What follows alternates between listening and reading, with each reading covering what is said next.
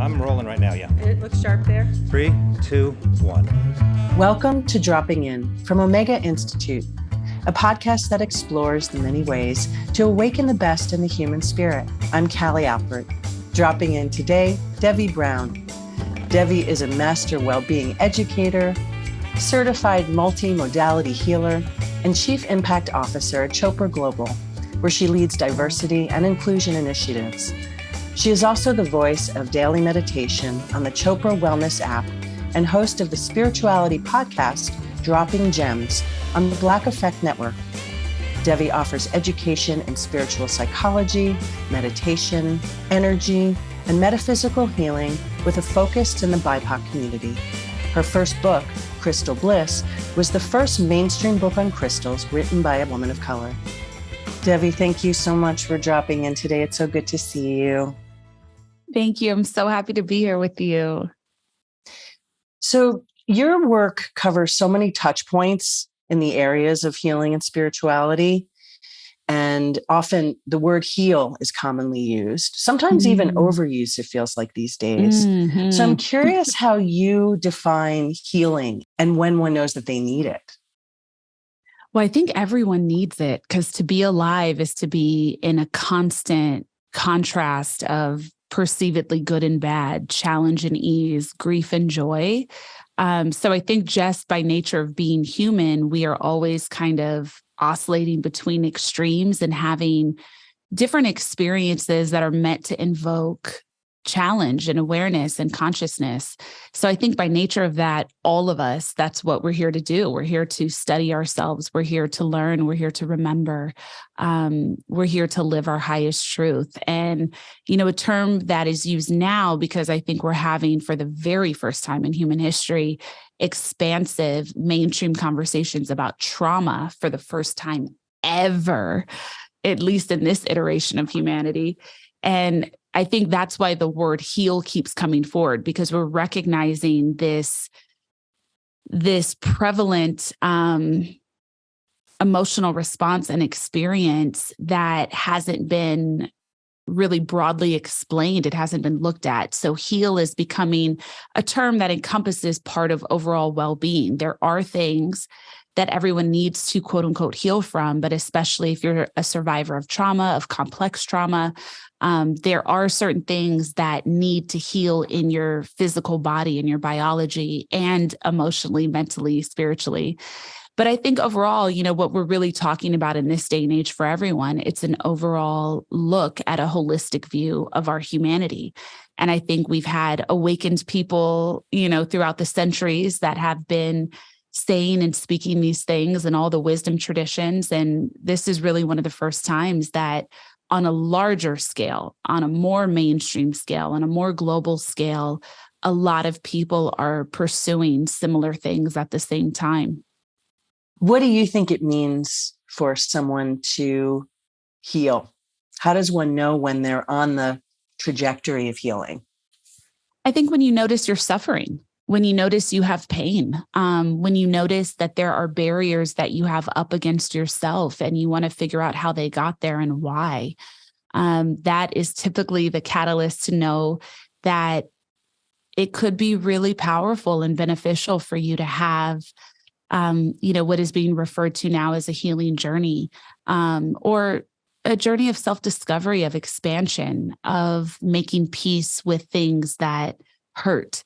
And I think, when I think of the word heal, heal to me is just remembrance. It's wholeness. It is coming into a higher version of yourself that you've always been designed to be and to live, and doing any excavation that is in the way of that. And for some, that means very real things. It could mean intensive therapy. It could mean many different modalities necessary to come into that. And for some others, the path is different for each of us. For others, sometimes it's just expressing yourself more, opening up, it's a multitude, all the ways that we need to heal. And sometimes some of us have 10 different ways we got to heal, and sometimes people have one, but everybody is here to learn and know something. And I think we can kind of interchange that word of remembering, learn, and know with heal.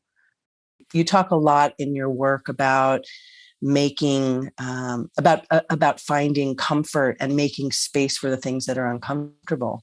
And I think that's such a huge, important point that I'd love to hear you talk more about, because we are so conditioned in our sort of attachment and aversion society to chase our pleasure and have aversion to our pain. And that most people that are on the path, great ancient wisdom traditions and teachers will say the opposite, which is that the first thing we need to do is lean into all the discomfort and grief and challenges. Can you speak to that? The thing about chasing pleasure, when you don't do the deeper work first, is that it's throwing a bunch of candy into a pit, right? So it's like it's refined sugars. It is something that it has no nutrients in it and will go right through you, but can also damage you in the process as it moves through you and your life and your body. And if there's not a foundation of healing, of wholeness, of consciousness, you're throwing things that you are connecting to pleasure, to a sugar rush, and they're going into a massive, endless void, a pit that will never be full. So that's the road of chasing pleasure. Doing the work to remove any barriers you have up against yourself creates space to experience authentic pleasure and joy. And that pleasure and joy is held in a container you created. So it becomes a stockpile that can support, that can live with you, that can fuel you at other times. It also becomes something that, because it has a foundation, because it has a vessel to hold it, it is something that you can really get to know and experience at a deeper level. And it's something that you come to be able to share, because now you have this reserve of joy and pleasure to give out. You're not in a state of lack. You're not in a state of restriction. You're not in a state of just kind of habitual, empty filling. And so, the pursuit of pleasure for me is the pursuit of God. It's the pursuit of being able to experience all the profound joy that we're meant to know in this life. And it doesn't mean we'll be without challenge. But my take personally in my personal life is really that I did sign up for the challenge. And because of that, and because I know that, and I've also accepted it and agreed to it, I want to make sure my vessel can hold all the delight and joy that's possible. Every single ounce that I can get in and out of my life. I want it. I hear you, and I completely relate. I think that in and of itself is such an important teaching, the idea of acceptance and surrender into what we signed up for. Yeah. Right. That in and of itself is a huge step, isn't it?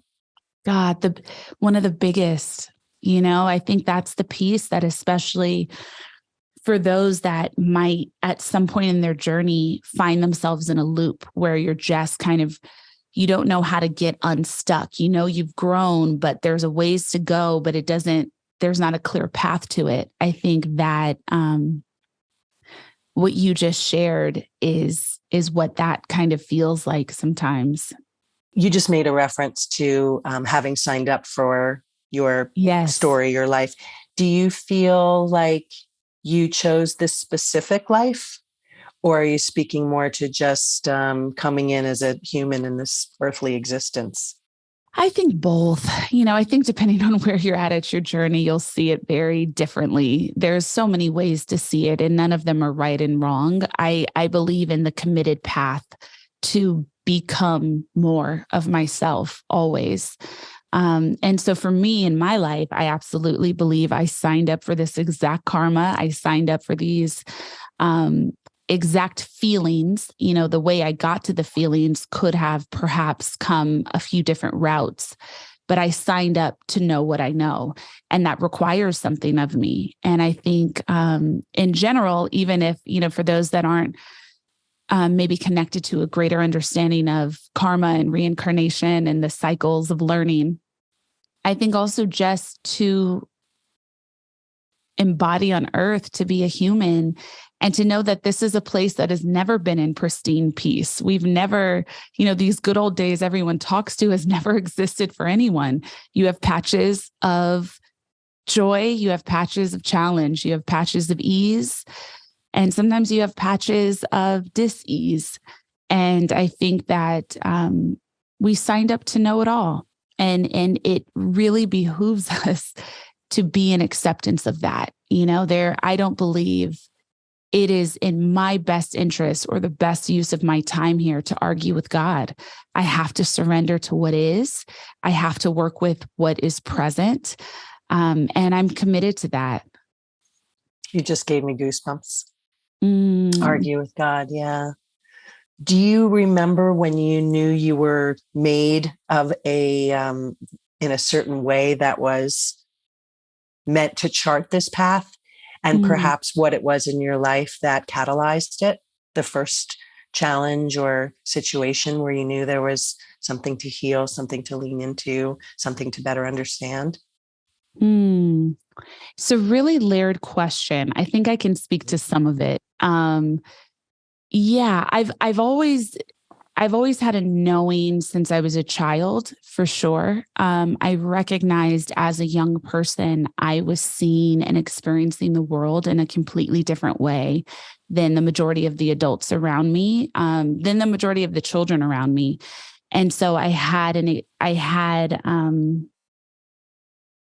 a deep understanding that as a young person, I experienced it as that there was deep unfairness in the world, that the reality we were all living wasn't what was positioned to me on television and in movies and in a lot of the children's books I read. I remember being hyper aware of that. And I remember having a real connection to witnessing and observing adults and their choice making, and having a real understanding, even as a child and from afar, things that I was quantifying as not good decisions that would not have great outcomes, and kind of being very observant of a lack of intention and thoughtfulness and presence with a lot of people that were swirling around me. And kind of the hypocrisy of all of it. I just remember things being like, this doesn't make any sense with the things, like no one's behavior is really matching the words. So that was just my first knowing, which really catalyzed just how my brain works overall.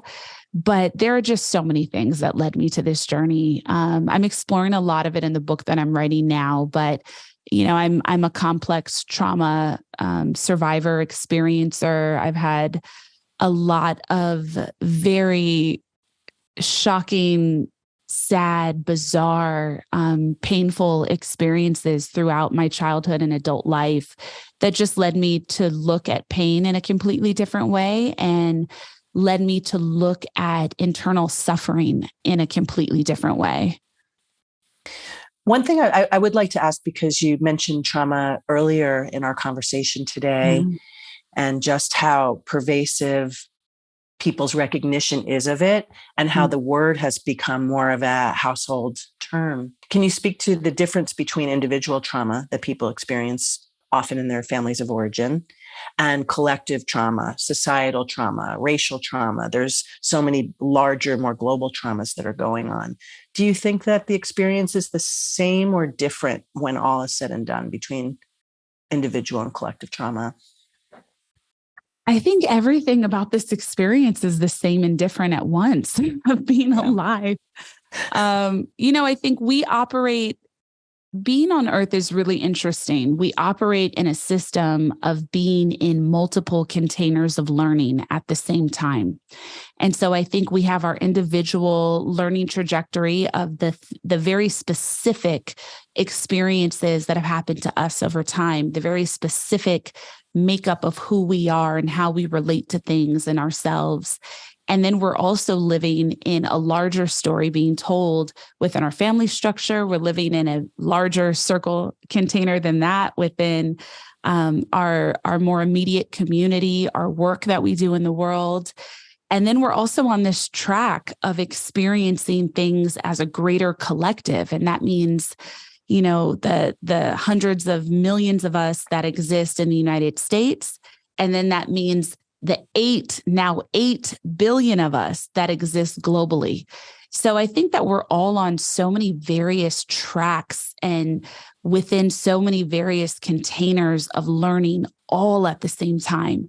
I think the piece that allows us to come into an expanded view and more observation of the other tracks at play is the initial investigation of self and really observing our most personalized experiences, and then kind of spanning out and growing out and zooming out our view to see the other stories that are being told, the other archetypes at play, the other traumas that we're experiencing. But, I think for a very, very basic viewpoint and understanding of trauma, we have our experiences, and a lot of that constitutes things that happen to us beginning in childhood and then also throughout your life. And trauma can be, what's considered a big T trauma or a little t trauma. The range is huge. Spiritually, there's not a particular hierarchy for it, but we do experience it as some things being bigger than others in the ways that we are in the world. But trauma can be, emotional neglect in childhood, not being seen by your caretakers, not being related to. It could be actual, very real abuse of the physical kind, of the sexual kind, mentally, emotionally. There are pages to this list. It is so vast and so individualized. And then I think we have, outside of that ring, other traumas that can be like our intergenerational trauma, the traumas happening within our family systems, the traumas that may have been happening for decades, for centuries, ancestral lineage work, deeper kind of spiritual traumas. And then I think we move out. And then you think of the traumas that are happening in your life and in your community that are 100% structural, that are a byproduct of our specific society, that are then a byproduct of racism, that are a byproduct of ableism, of sexism, of patriarchy, of so much. And then there's also so much of the gaslighting trauma that all of us have endured our entire lifetimes, some within family systems or relationships or friendships, and others just by the things we watch on TV, or very often the gaslighting of our constitutional government, of things that are written in the Constitution that have never been upheld with behavior. So it's these loops are so endless. And I say that, I say that as someone who personally is thinking about this all the time. So none of this can be made light of, but I'm looking at it from the observational view of like, wow, there is so much for us to undo. There is so much for us to remember. There is so much for us to heal in ourselves and then participate in co-creating and healing on a mass level for everyone. And it is overwhelming. Even hearing this explanation out of my own mouth, it is a lot. It is overwhelming. But to kind of bring it back down, because we're never going to be without all of those different levels and layers of experience. And so we have to bring it down to healing ourselves, to then heal our communities, to then elevate the higher consciousness of the planet. It almost sounds like no one's immune on some level. Nobody's exempt from some version of this experience. Yeah. And the word, as I'm listening to you talk, that's popping in my brain is the challenge of desensitization. Yes. because so much of this has become so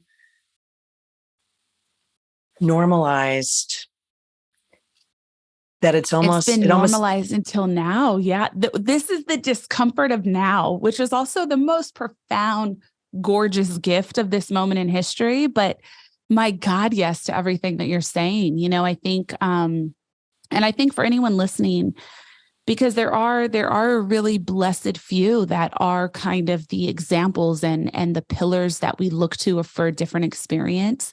There are some that would consider themselves, and how beautiful, and I say this with a lot of reverence for the experience, that have not experienced what they would constitute as trauma. There are people that are also carrying guilt and shame for not having what they are measuring as trauma against other people. So you may have had a really highly functional, nourishing, beautiful family system from awakened parents and awakened adults that really thoughtfully connected to you in childhood and supported you throughout your life. And that is gorgeous. And I hope that you share that with everyone you meet. And just witnessing suffering can feel like trauma. Being in this very challenging world and having a completely different experience than what you were seeing play out with your friends, with people you know, with people you were in relationship with just turning on the news and witnessing suffering. That can cause so much internal dis-ease that can bring about anxiety, depression, the whole gambit of emotions that people feel who have had different types of traumatic experiences. Much of the work that you're doing with Chopra Global and beyond is about diversity, inclusion, bringing spirituality to Black, Indigenous, and people of color communities. So what do you believe is most needed in these communities right now? I don't know how to quantify that answer. I think what we need in all communities is access. Everyone has the right to heal. And I think very largely for a long time, so much of the tools that are used in a lot of the sacred work, from yoga to meditation to everything else, it was very often through marketing, through experience, through access, it's been translated and really just coming through a highly specific white Western woman's lens for the last several decades, especially since some of these traditions have been introduced to the West. And so I think getting people away from the capitalistic spin that is on wellness, and away from a lot of the barriers our individual communities have towards work like this, which was often found in the fact that many practices and belief systems that didn't uphold white Christianity were banned, or different cultures where countries were colonized, their indigenous practices that were then brought back to different places by more elite, privileged communities, they were banned, they were outlawed, people were murdered, they were maimed, they were amputated, they were hanged, they were tortured for things that they believed in, that then became part of this capitalistic spin of finding peace and healing yourself, And so that's an issue. And I think it's really important. And it's how we've designed our society. So it's not necessarily that there is a particular group that is wrong or right in this current year, but something that is very important is that everyone is able to have access. And so that's what I look to do, whether I am leading with a large company, one of the many companies that I have the pleasure of advising, or if I'm doing one-on-one work just within the community or leading something smaller, I'll take, some of the same teachings that I take to these larger, six-figure spaces, and then I'll make sure that I can also offer it for free in community. And so I think people that teach should be taking a viewpoint of how can you better understand and serve the greater collective and not just the particular culture or container that is paying you. And I think we just need to be able to continue, and we are doing this now, expanding offerings, translating this work to be specific to our communities. I think we need a lot more access to people being able to get certified, to getting people to be able to have the time, the space, the bandwidth, and the finances to go into deep study with this work, to then become teachers, to then launch programs, to create within their communities through their vision and their knowledge of what their community needs. Beyond the hyper monetization of spirituality, to your point, it's also an extremely crowded and diluted landscape in general. Oh my God, yes. How do people, I know that could be an understatement. How do people parse through? How does one find the most integrity, the best fit for them, when it feels like a lot of people are calling themselves spiritual teachers and spiritual leaders these days? There's no definitive way to answer that question, but I always suggest to everyone, because something I really try to do, a lot of people reach out because of the kind of conversations I have on my podcast and ask for specific recommendations. And I don't feel called to do that, because we all need different things. And so much of the spiritual work, it is so deep, and it is a space that can be largely unregulated. So I don't ever want to take on the stance of coming up with the list of how to know to really trust who you choose. It's such an individualized choice. But I will say, Cali, I think for everyone, the first step is having an intention. Have an intention, notice yourself, begin to get quiet with yourself, beginning a meditation practice. There is no right or wrong way to do it. It's about creating the space to get still, to get silent, and that is free. And that can be done anywhere. And I think it's really important for us to begin to check in with what our needs are. So you're walking into any room with any support that you can find, having done a little, if able, of the work to know what you need, or what you desire.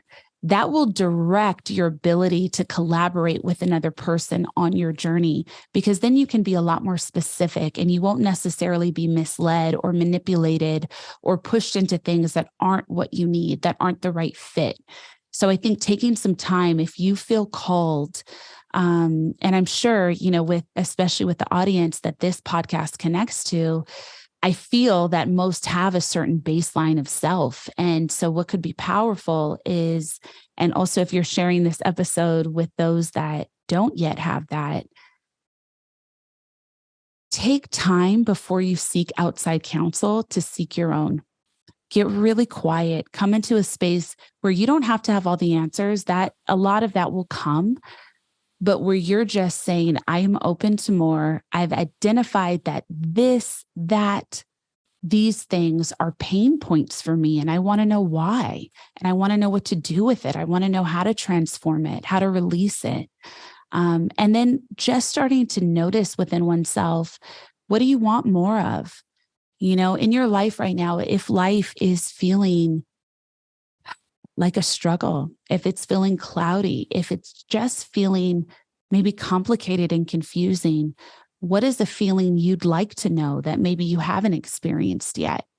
And just starting to keep a slow list. There don't have to be solutions written down here, but beginning to start a list just for you to wrap your mind around what's possible for your journey and where, you can dream of it going.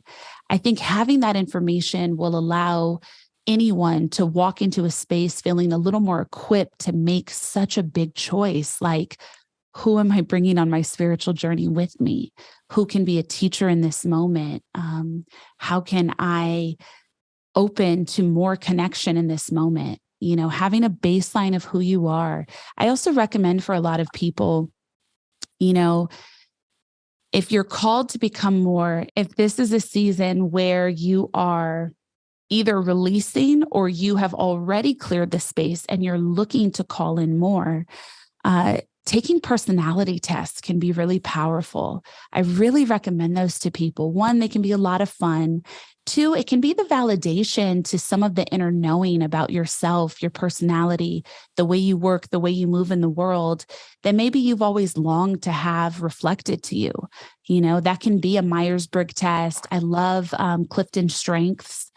There are the Enneagram test, human design. There are so many powerful tools of just getting more clear, like, what are my strengths? Even if no one has said them aloud to me before, even if I haven't acknowledged them. What are some of my triggers? Getting your birth chart done by a great birth chart reader. And it may take time to find one. So in the meantime, there are a few apps that I really love that I use myself. One of them is The Pattern. It's astrology through a deeply psychological lens. I think it's great for doing some of that shadow work. And I also love the Chani app, Chani. It speaks to astrology in a very beautiful, expansive, spiritual language, empowering language that can feel really nourishing on the journey. Those are such great recommendations. I love that. It's so those personality tests can be a lot of fun and very interesting and very enlightening. No, I'm not. Yes, I am. I'm an introvert. Yes. I'm an extrovert. What? Is that true? Okay, well, maybe a little. I think also one of the big themes that I'm hearing in your response is about self-trust. Often it feels like the order in which people go onto their journeys is that self-trust is at the end of it or further into the process. Yeah. Whereas if we could just have maybe a little bit more of that to launch us, we could find the direction maybe more readily that's necessary. And again, that's something that's not taught a lot. I love just the idea of hearing ourselves, right? I love that you said that. Yeah, completely. And even just at the beginning stage, because you learn things through practicing them. You learn things through the vulnerability of the early stages of kind of cringing at your reactions and then slowly, expanding to more, letting yourself, quote unquote, get it wrong, and I think even just setting that intention at the first leg of saying, my intention is to trust myself. I want to trust myself more. What does that feel like? Do I trust myself? And just starting with a little bit of that inquiry is such a great way to at least plant the seed of that first step and then get to, the beautiful pathway that allows it to become true and real in your life. And that eventually lands you at the ending point where you're moving in trust as you flow through your life. I've had a teacher who's dear to me in my life who worked with Maharishi as an apprentice back in the 70s.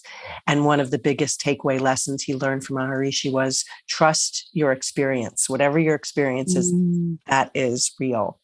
And imagine if we learned that when we were kids, what the world would be like.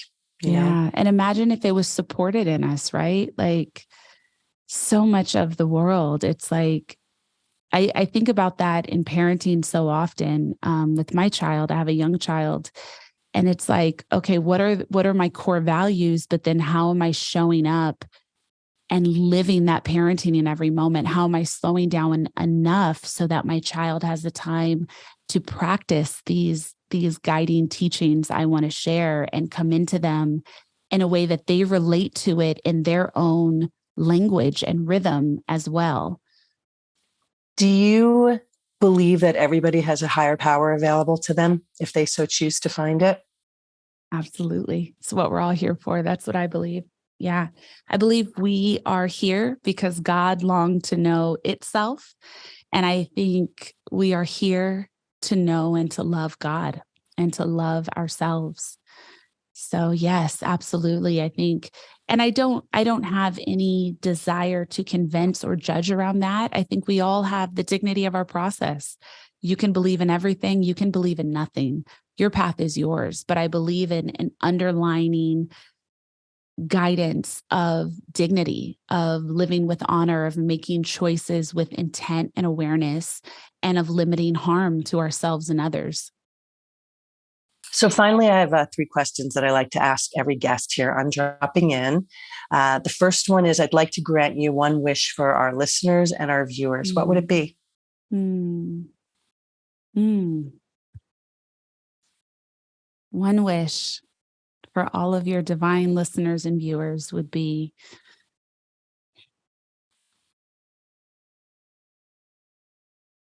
release whatever is causing you the most pain. Anything that is keeping you from yourself, from your authenticity, from your most aligned life. My wish is that you find the thread to begin to pull at to release it. What is something that you wish for yourself?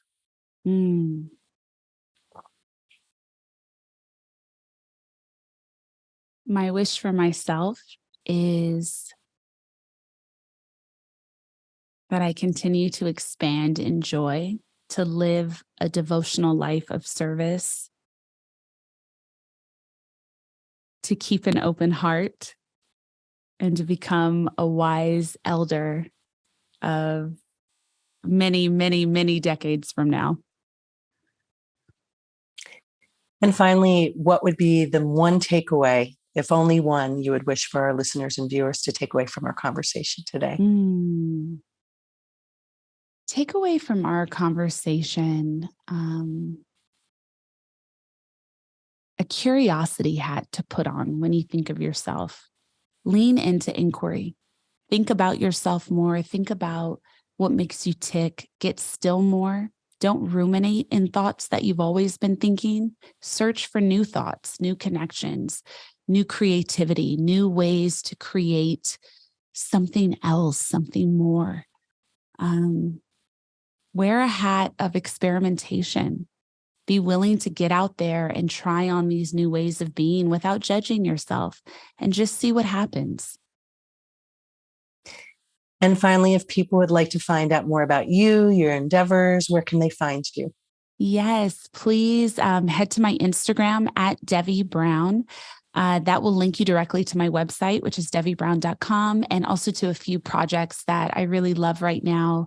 I did a beautiful docu-series with Deepak Chopra, Gotham Chopra, and Religion of Sports, and Draymond Green, which I love doing in that program, which is now on Amazon Prime. I had the chance to share Reiki healing with a mass audience, to teach meditation with Draymond and Deepak. And I was just so moved by the power of his presence and his intention for his life and for his growth and healing. So it was such an honor and joy to be a part of. And I also have my own podcast called Dropping Gems, very close in name, Dropping Gems, which is on the Black Effect and iHeartMedia Network. And I explore higher consciousness. We talk about everything from intimacy to psychedelics to meditation. And so that's just a place that I love to share as well. Thank you so much. It's been such a joy to talk with you today. I so appreciate it. Cali, thank you so much. This has been such an amazing interview. Like, these questions are gorgeous. It's been such a joy spending time with you. Thank you. And as always, just such a thank you to the existence of the Omega Institute and the phenomenal spiritual depth of work that they have been doing for over 40 years. Thank you for that, Devi. Thanks for dropping in with Omega Institute. If you like what you see, please subscribe to this YouTube channel. To listen to the audio version of Dropping In, find us on Apple, Spotify, or wherever you get your podcasts. Dropping In is made possible in part by the support of Omega members. Omega members enjoy a host of beneficial experiences when they donate to help sustain Omega's programming. To learn more, visit eomega.org/membership and check out our many online learning opportunities featuring your favorite teachers and thought leaders at eomega.org/online learning. I'm Cali Alpert, producer and host of Dropping In. Our video editor is Granel Knox. The music and mix are by Scott Mueller. Thanks for dropping in.